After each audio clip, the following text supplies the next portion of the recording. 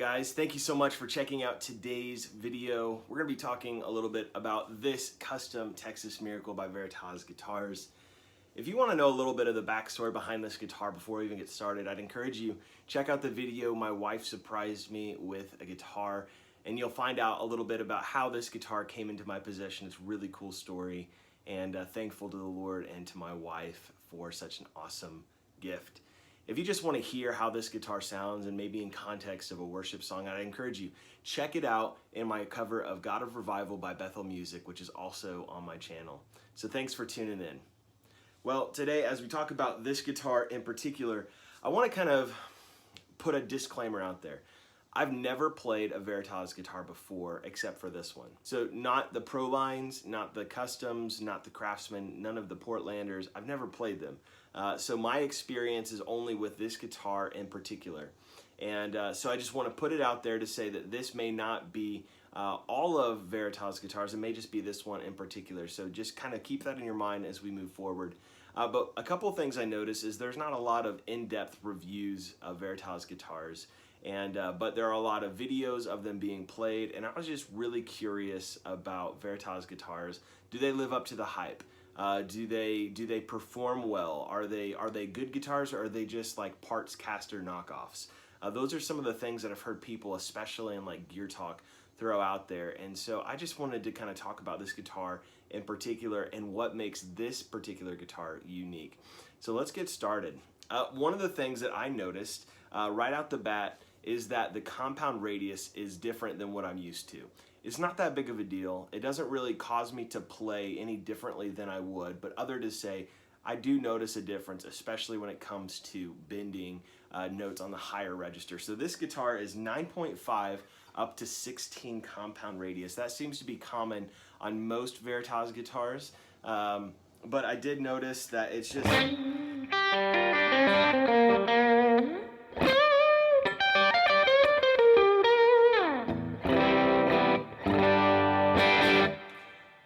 I noticed that it's a little easier to bend down here, but it is different because I'm used to playing like 7 1/4, 9.5, even 10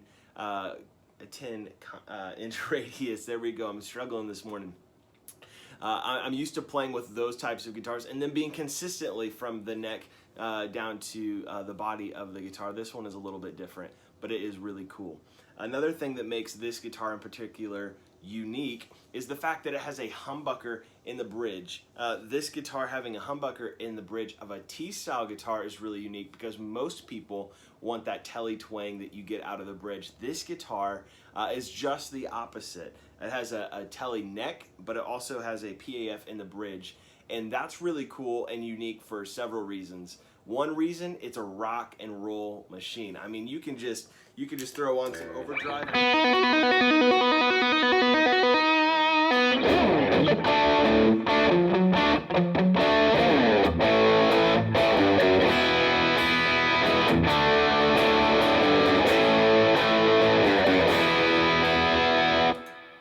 So, I love that because my background is rock and classic rock and metal, and so I really like having a humbucker in the bridge because this guitar really rips. It's not the hottest, so it's not like super distortion, but it is a higher output pickup than a Telecaster bridge pickup. So I really enjoy that about this guitar.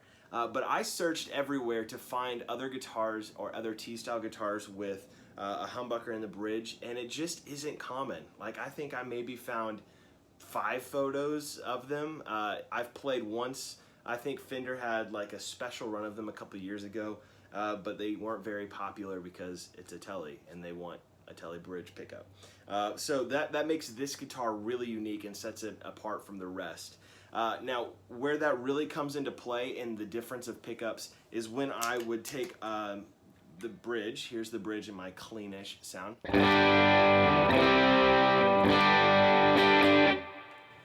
And then I'll go to the neck.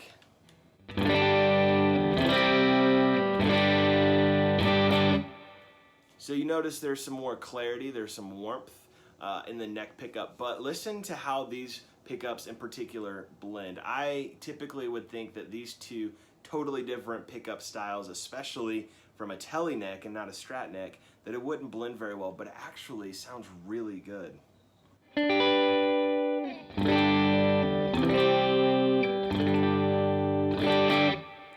So with that, I think that this guitar has a lot to offer tonally. It has a lot to offer in various contexts. Again, I can do the whole...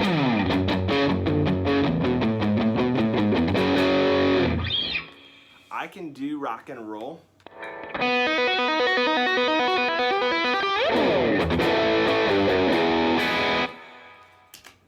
I can also do ambient when I split the pickups.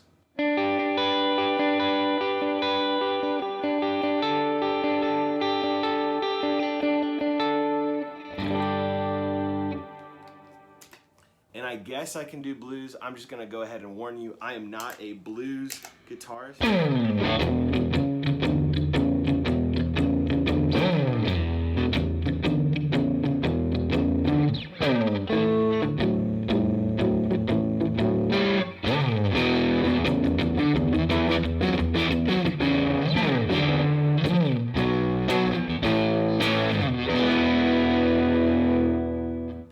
So I've got some different tonal capabilities with this guitar, which makes it a very unique guitar indeed.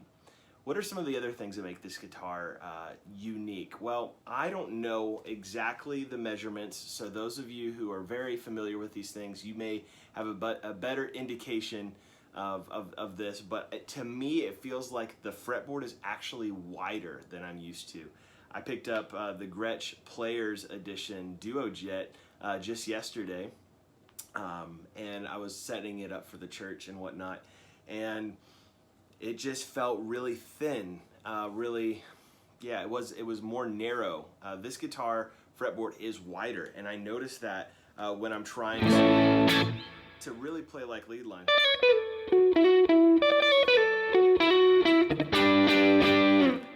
So that's going to take a little bit to get used to, but I don't think it's a bad thing at all. It's just different than what I am used to.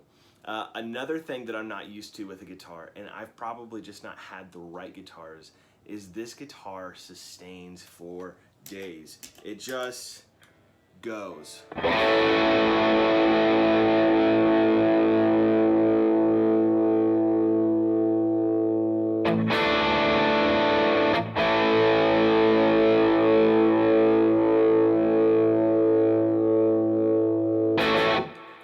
That's really unique to me. Those of you are like, yeah, we'll get a Les Paul because it'll sustain for days. Yeah, maybe it may. But to me, this is a guitar that sustains for a while, and I think that's pretty cool.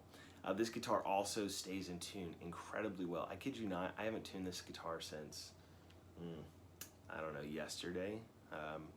And it just stays in tune. You're like, yeah, I know, I can tell it's out of tune. Well, it might be a little out of tune, but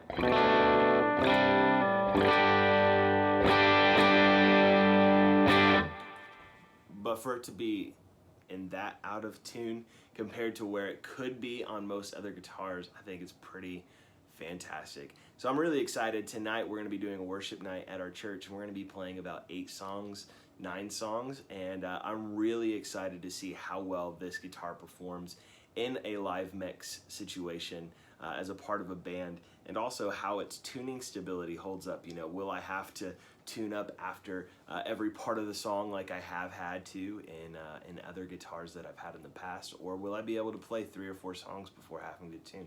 I'll have a follow-up with you soon.